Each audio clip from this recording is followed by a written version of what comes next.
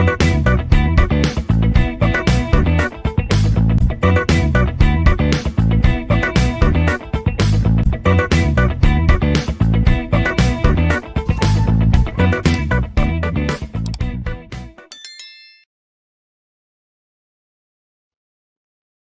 everyone. So today we will see about strings. The contents are introduction to strings, declaration of strings, initialization, printing and reading strings, string manipulation functions. So first we'll start up with what exactly is a string. So strings can be defined as array of characters and it is terminated by a null character. Okay.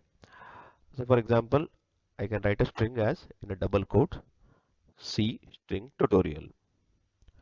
So when I write this particular string, the string will be stored in terms of array. As we have mentioned, it is an array of character. So at the end of the string, that is the end of the array character, we will have a null character which indicates the end of the string. Next we'll see how to declare these strings. So strings are declared in C similar to that of arrays. So how we define a normal arrays, like how we declare the number array, the same way we declare the character array also, or strings. For example, I can declare a string by giving char as a keyword followed by the string name, that is s in this example, s of 5. The size is taken as 5. So it can store 5 characters including the null character. So when I try to store the data or the string data, it will have only 4 characters of character data and plus it will have one null character. Yeah. So we'll see how to initialize strings. So normally initialization is nothing but assigning the value to a string, or we are storing the character value to a string. So in this example we can see here there are two ways of initializing the strings. That is, the one way is by giving the character data type followed by s, that is a variable name, and the size is mentioned as 5, and I'm storing 4 different characters, that is RA, that is R as a single character given in a single quote followed by a comma, then again A in single quotes, open and close single quotes, followed by comma, again M single quote followed by comma, and again A followed by single quote and ended with a flower bracket. So this way the array will be, or the character array can be initialized. So it stores 4 characters as the size is 5 including the null character. The same string can be initial in other way also, which is mentioned just below the first declaration. It is given as character s of 9 in this example, which is equal to, in the double quotes I have mentioned, ra ma double quotes closed and the semicolon. So both the things will initialize the string in the same manner as depicted in the diagram. Yeah, this example shows the illustration of initialization of string. So in this example, we are initializing a string with the 4 characters. So I am defined this string as char s of 5, where I am storing the 4 characters R, A, M, A, and I am trying to print the same data using the individual array positions. So we are printing as s of 0, s of 1, s of 2, and s of 3 data. Okay, so you can see here the output can be displayed as s of 0 as R, s of 1 as A, s of 2 as M, and s of 3 as A. Now we'll go how we can read the string and how we can print the string data. So it can be done using two ways.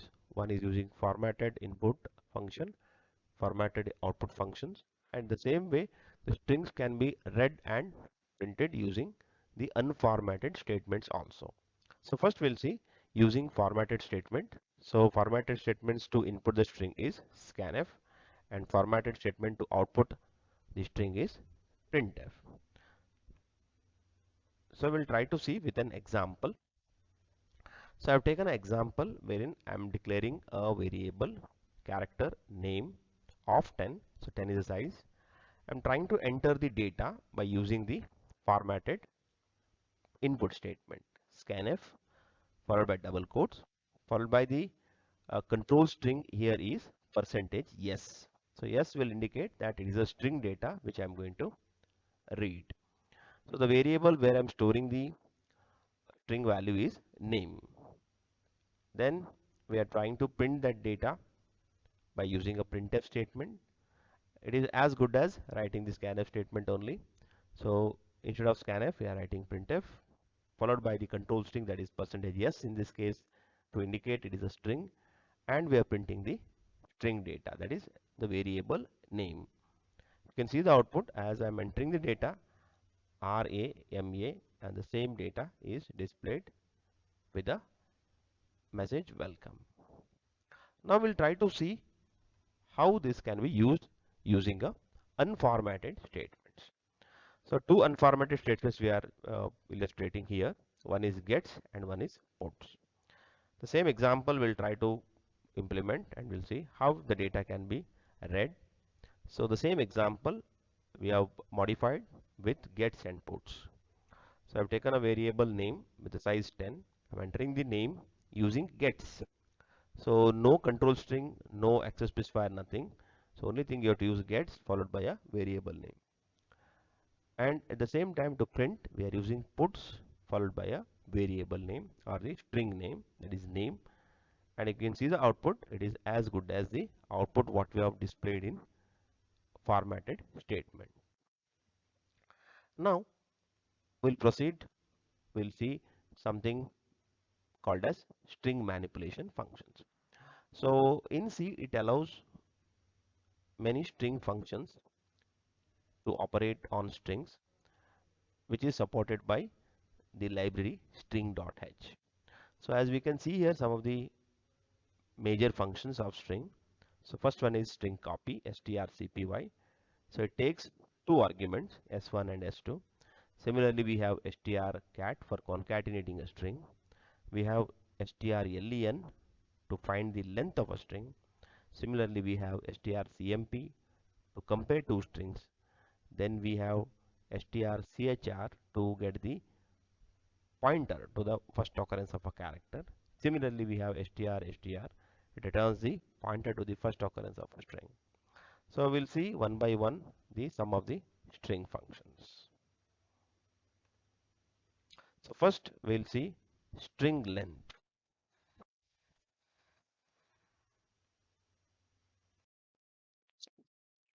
Yeah, we'll see a function called as string length, strlen. So this function calculates the length of a string. So it takes only one argument, that is a string variable or a string name. So you can see the syntax. It is given as strlen. So that's a keyword or a function name you can say. So to use this particular string function, we have to include #include string.h.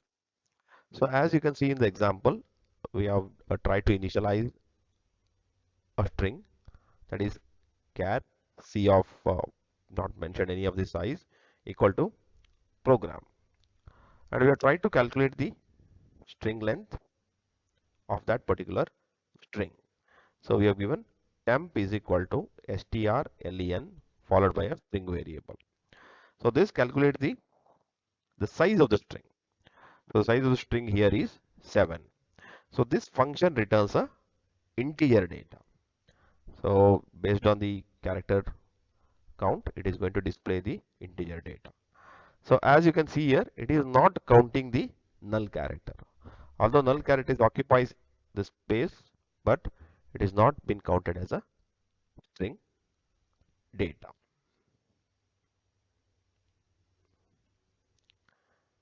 We'll try to illustrate with a small example.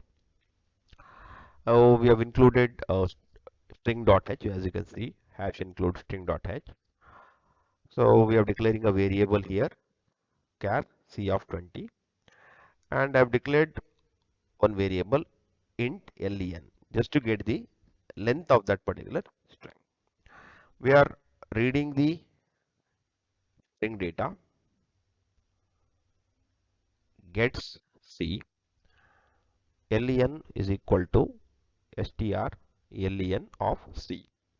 So this calculates the length of string c, and that is an integer value that we are collecting in the variable len, and we are displaying it by giving a printf statement. As you can see the output, we can you can see there we have given the message welcome as a string, which is calculating the length of the string as 7. Yes. Now we'll see the string function called as strcpy, which stands for string copy. Okay. So this function takes two arguments, that is, it takes one as a destination string and one as a source string. So here the source and destination both are name of the string here. Yeah, we'll try to illustrate string copy with an example. You can see the example as we are using a string function. So we are including the string.h file. So here, as I told, this string function is taking two arguments, that is string 1 and string 2, you can say, that is the source and the destination. So I've taken two different variables, char src as a size 20, at the same way the destination dest as 20.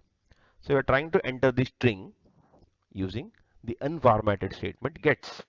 So I'm entering the src with some data, and I'm trying to copy the content of src to dest. So the content whatever is present on the right side of the variable is moved to the left side. Okay, and we are printing the destination. So you can see the output. We are entering the string as welcome to C. The same string is copied into dest variable, and we are trying to print it. Next we'll go to string concatenation. The function name is strcat. So this function joins two strings, or you can say it concatenates. It adds two strings together. Okay. So you can say the content of one string is copied to another with having the original value as it is. It will not overwrite, rather it will add the second string to into first string, you can say. Okay. So syntax you can see here, strcat followed by first string comma second string. So second string is moved to the first string. Okay. So we'll see the illustration of strcat, that is string cat. So we have taken two different variables, string 1 and string 2. We are entering the string 1, then we are entering the string 2, then we are trying to implement the string concatenate, that is strcat, str1 comma str2. So string 2 is copied to string 1. So content of second string is copied to the first string. As you can see in the output, we have entered the first string as welcome, the second string as home. So the concatenated string, that is both the strings are copied or available in string 1. So that we are trying to display this example. Next we'll try to see the string function, that is string compare, that is strcmp. So again this function takes two arguments. Okay.